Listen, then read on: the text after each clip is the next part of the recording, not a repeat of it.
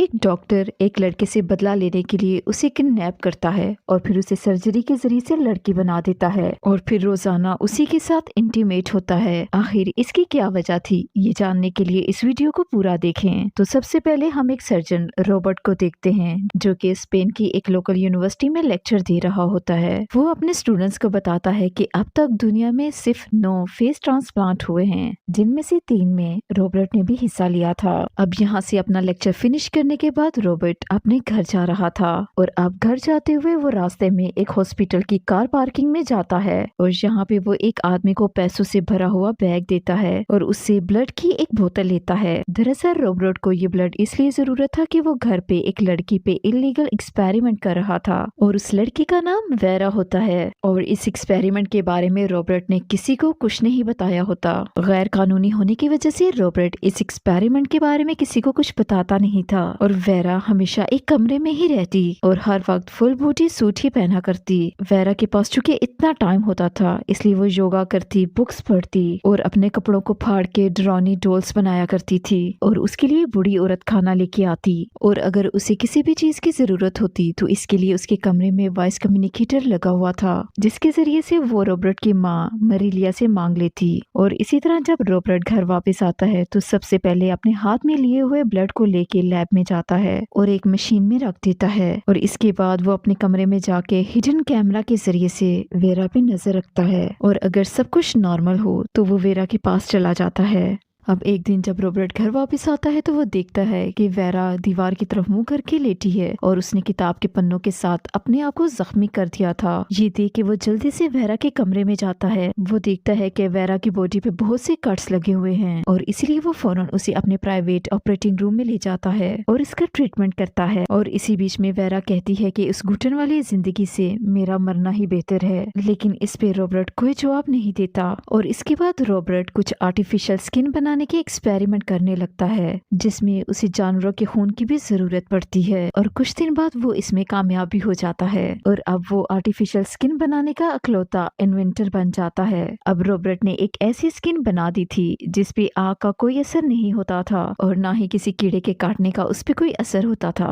और जब रॉबर्ट इस एक्सपेरिमेंट में कामयाब हो ही गया है तो वो वेरा की पूरी स्किन को इस आर्टिफिशियल स्किन के साथ रिप्लेस कर देता है और इसके बाद वो कहता है कि अब तुम्हें कभी भी चोट नहीं लगेगी। और चूंकि रॉबर्ट का एक्सपेरिमेंट कामयाब हो चुका था इसलिए कुछ दिन बाद वो इसे मेडिकल सिम्पोजियम में रिप्रेजेंट करता है और वो आए हुए मेहमानों को बताता है कि उसने जानवरों पे स्किन का कामयाब एक्सपेरिमेंट कर लिया है। दरअसल रॉबर्ट यहाँ पे झूठ बोल रहा होता है, उसने ये एक्सपेरिमेंट तो वेरा पे किया था और वो ये भी बताता है कि इस स्किन को कभी मलेरिया नहीं लग सकता और वो स्किन के इस इन्वेंशन को अपनी बीवी सिंड्रेला के नाम पे रखता है। दरअसल उसकी बीवी एक कार एक्सीडेंट में मर चुकी थी और जब आज का इवेंट खत्म होने के बाद रॉबर्ट अपने घर जा रहा होता है तो उसकी ऑर्गेनाइजेशन के हेड उसे साइड पे लेके जाते हैं और वो इससे पूछते हैं कि रॉबर्ट आखिर तुमने इस स्किन को इतना हार्ड कैसे बनाया, क्योंकि प्रेसिडेंट को ये स्किन नॉर्मल से कुछ अलग लग रही थी। और रॉबर्ट प्रेसिडेंट से कुछ भी छुपा नहीं पाता और सब कुछ सच सच बता देता है कि उसने पिग सेल से जेनेटिक इंफॉर्मेशन लेके ह्यूमन सेल में डाली है। हालांकि रॉबर्ट की ये रिसर्च पहली बार की गई थी जो कि सक्सेसफुल भी हुई, लेकिन उसके प्रेसिडेंट उसका साथ नहीं देते और वो रॉबर्ट को अपने तमाम रिसर्च यहीं बंद कर देने का ऑर्डर देते हैं। और इसके बाद हमें रॉबर्ट और उसका दोस्त मार्क दिखाई देते हैं। मार्क रॉबर्ट को उसके पुराने एक्सपेरिमेंट पे काम करने को कहता है और जब रॉबर्ट यहाँ से घर वापस जाता है तो सबसे पहले वो स्क्रीन पे वेरा को देखता है और इसके बाद वो इससे मिलने के लिए उसके कमरे में जाता है और वो वेरा को बताता है कि तुम पे जो मैं एक्सपेरिमेंट कर रहा था वो खत्म हो चुका है और अब तुम्हें किसी भी एक्सपेरिमेंट की जरूरत नहीं है। वेरा ने सोचा कि शायद अब वो यहाँ से आजाद हो सकती है। ये सोच के वो रॉबर्ट के साथ इंटीमेट होने की कोशिश करती है। वो रॉबर्ट को सेड्यूस तो करती है लेकिन रॉबर्ट अनकंफर्टेबल फील करता है और यहाँ से चला जाता है। और अब हम मरेलिया को देखते हैं जो कि रॉबर्ट के पास आती है और उसे कहती है कि तुम्हें वेरा को मार देना चाहिए क्योंकि वो बहुत खतरनाक है। जिसपे रॉबर्ट उसे जवाब देता है कि आप घर के तमाम नौकरों को काम से निकाल दें क्योंकि अब हमें इतने लोगों की जरूरत नहीं है।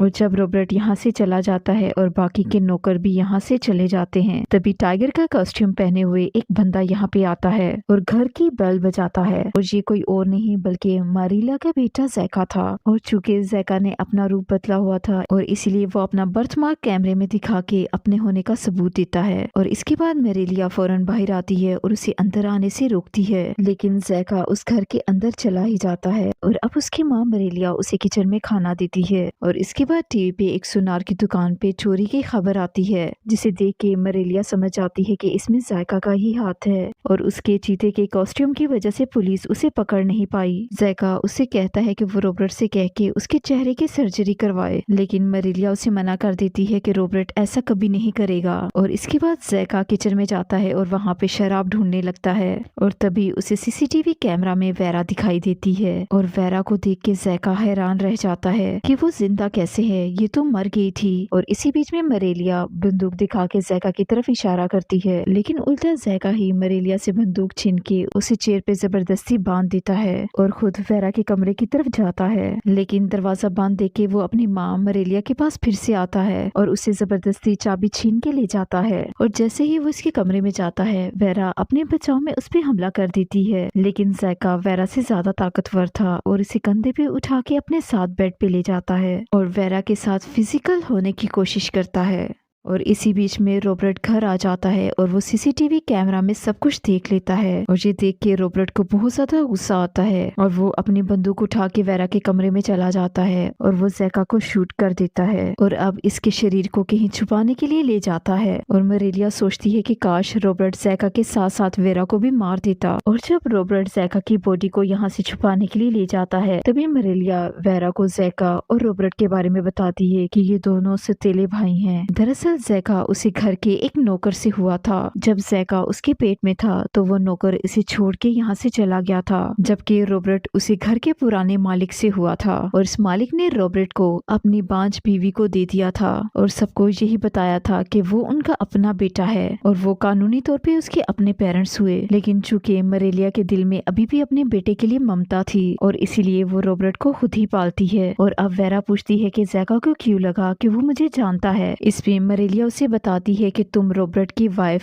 सेंड्रेला जैसी लगती हो, जिसकी मौत एक कार एक्सीडेंट में हो गई थी। साथ में वो वेरा को ये भी बताती है कि जैका की परवरिश सड़कों पे हुई थी और चूंकि वो अपनी माँ से दूर पला बड़ा है, इसीलिए वो बिगड़ गया है। और एक दिन वो पुलिस से छुपता हुआ भागता हुआ मेरे पास आया और मुझसे मदद मांगने लगा। और यहाँ पे उसने पहली दफा रॉबर्ट की वाइफ सेंड्रेला को देखा और इन दोनों को पहली ही नजर में प्यार हो गया था। और कुछ दिन बाद दोनों घर से भाग गए थे, लेकिन बदकिस्मती से रास्ते में ही उनकी कार का एक्सीडेंट हो गया, जिसमें जैका तो बच जाता है, लेकिन सेंड्रेला का चेहरा बुरी तरह से झुलस गया था। लेकिन रॉबर्ट अपनी वाइफ को किसी तरह से घर उठा के ले आता है और लाने के बाद घर के सारे शीशे कवर कर देता है ताकि सेंड्रेला अपना चेहरा न देख सके। और अब एक दिन सेंड्रेला की बेटी लॉन में बैठी गाना गा रही थी। तभी सेंड्रेला अपने बेड से उठ के खिड़की की तरफ जाती है। वो शीशे में अपना अक्स देखती है, जिसे देख के वो चिल्लाती है क्योंकि उसका चेहरा बहुत हद तक खौफनाक हो चुका था और वो खिड़की से कूद के अपनी जान दे देती है। और बाहर बैठी जब उसकी बेटी ये देखती है तो वो सदमे में चली जाती है। और जब मेरेलिया वेरा को ये सब कुछ बता रही होती है, तभी रॉबर्ट घर वापस आ जाता है और घर आने के बाद वो वेरा की पुरानी ऑफर को कबूल कर लेता है। और आज रात वो वेरा को अपने साथ इंटीमेट होने के लिए बुलाता है और वो इंटीमेट होने के बाद सो ही रहा होता है। और यहाँ पे वो एक ख्वाब देखता है, अपने साथ 6 साल पहले हुआ वाकया देखता है, जब रॉबर्ट ने अपनी बेटी नॉर्मा के साथ एक शादी अटेंड की थी ताकि नॉर्मा अपनी सोशल लाइफ में वापस आ सके और अपनी माँ की मौत के बाद जो सदमा उसे लगा है वो इस सदमे से बाहर आ सके। उसी पार्टी के बीच में रॉबर्ट नोटिस करता है कि उसे नॉर्मा कहीं नजर नहीं आ रही है। वो अपनी बेटी को ढूंढते ढूंढते गार्डन में आ जाता है और यहाँ पे वो एक बाइकर को देखता है जो काफी तेजी से उसी के सामने से गुजर जाता है। और थोड़े आगे जाने पे उसे नॉर्मा के जूते और कोट गिरा पड़ा मिलता है और उसे यहाँ पे नॉर्मा भी दिखती है और जिसके कपड़े भी खराब होते हैं, जिसे देख के रॉबर्ट समझ आता है कि जरूर इस बाइक वाले ने नॉर्मा के साथ कुछ गलत किया है। और अब जैसे ही नॉर्मा को होश आता है, वो अपने फादर को वही अटैकर समझ के जोर जोर से चिल्लाने लगती है।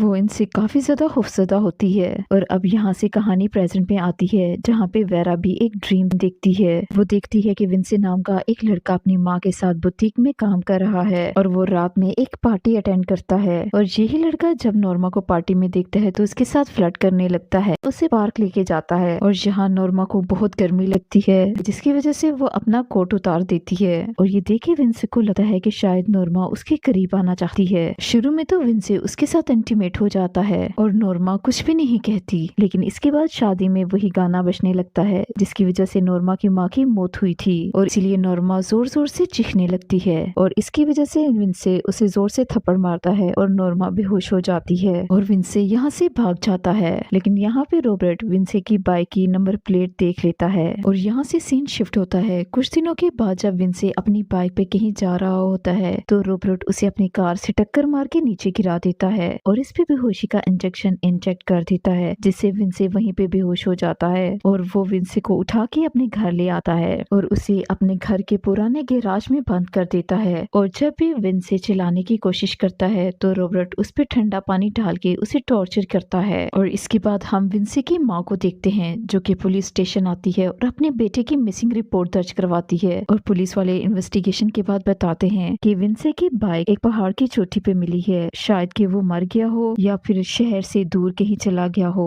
और अब रॉबर्ट अपनी बेटी नॉर्मा से मिलने के लिए मेंटल हॉस्पिटल आता है, जहाँ पे नॉर्मा अभी भी अपने फादर को देख ही डर रही थी। उसे लग रहा था कि शायद उसके फादर ने ही उसके साथ जबरदस्ती करने की कोशिश की है और इस तरह से अचानक एक दिन नॉर्मा भी अपनी जान ले लेती है और इस तरह से रॉबर्ट एक साइकी डॉक्टर बन जाता है। और अब नॉर्मा को दफनाने के बाद वो अपने घर आता है, जिसके बाद वो विंसे की दाढ़ी शेव कर देता है और जिसके बाद वो उसे ऑपरेशन थिएटर लेके आता है और अंदर मार्क और अपने दो साथियों की मदद से वो इसकी सर्जरी करता है। दरअसल ये सर्जरी जेंडर चेंज सर्जरी है, जहाँ पे उसने विंसे को एक लड़की में बदलना था और रॉबर्ट ने अपने साथी डॉक्टरों को एक नकली पेपर दिखाया था जिसपे लिखा था कि विंसे इस वजह से क्लिनिक नहीं जाना चाहता क्योंकि विंसे इस बात को सीक्रेट रखना चाहता है और ये बात किसी को नहीं बताना चाहता। और इस स्टेटमेंट से बाकी के डॉक्टर कन्विंस हो जाते हैं और वो रॉबर्ट के घर आके ये सर्जरी कंप्लीट करने पे राजी हो जाते हैं। और ये सर्जरी होने के बाद विंसे को फिर से कमरे में कैद कर दिया जाता है और फिर कुछ दिनों के बाद रॉबर्ट फिर से इसकी सर्जरी करता है और उसे पूरी तरह से लड़की में ढालने लगता है और एक लड़की की तरह उसकी चेस्ट और पूरी बॉडी बदल देता है। और अब अपनी नई बॉडी को सेव करने के लिए विंसे फुल कवर सूट पहनता है। अब एक दिन जब रॉबर्ट विंसे के पास आता है तो वो इस पे हमला करके यहाँ से भागने की कोशिश करता है, लेकिन रॉबर्ट उसे जबरदस्ती एक कमरे में बंद कर देता है। और इसके बाद रॉबर्ट का सर्जरी का आखिरी प्रोसेस भी कंप्लीट हो जाता है और जिसके बाद वो विंसे को वेरा का नाम देता है और इसका चेहरा वो अपनी बीवी की तरह रखता है। और रॉबर्ट वेरा की देखभाल के लिए मैरिलिया को घर ले आता है। और अब कहानी प्रेजेंट में आती है, जहाँ पे हम रॉबर्ट, वेरा और मैरिलिया को देखते हैं जो कि एक साथ रह रहे थे। और अब एक दिन मार्क रॉबर्ट से मिलने के लिए आता है और अखबार में विंसे के गुमशुदा होने की खबर दिखाता है और इससे पूछता है कि तुमने हमसे झूठ क्यों बोला। लेकिन इसी बीच में वहाँ पे वेरा आ जाती है और मार्क को बताती है कि ये सर्जरी उसने अपनी मर्जी से करवाई है। और उसी शाम वेरा और रॉबर्ट एक दूसरे के करीब आ जाते हैं, लेकिन वेरा बहाने से बाहर जाती है और चुपके से उसकी बंदूक लेके रॉबर्ट पे हमला कर देती है। और गोली चलने की इस आवाज से मरेलिया भी ऊपर आ जाती है और वेरा उसे भी शूट कर देती है। और अब घर से सामान और पैसे लेके वो अपनी माँ के पास जाती है और वो इसे सब कुछ सच सच बता देती है और दोनों बहुत ज्यादा रोने लगते हैं और यहीं पे कहानी खत्म होती है। आपको ये कहानी कैसी लगी कमेंट सेक्शन में जरूर बताइएगा। वीडियो को लाइक और चैनल को सब्सक्राइब जरूर कीजिएगा।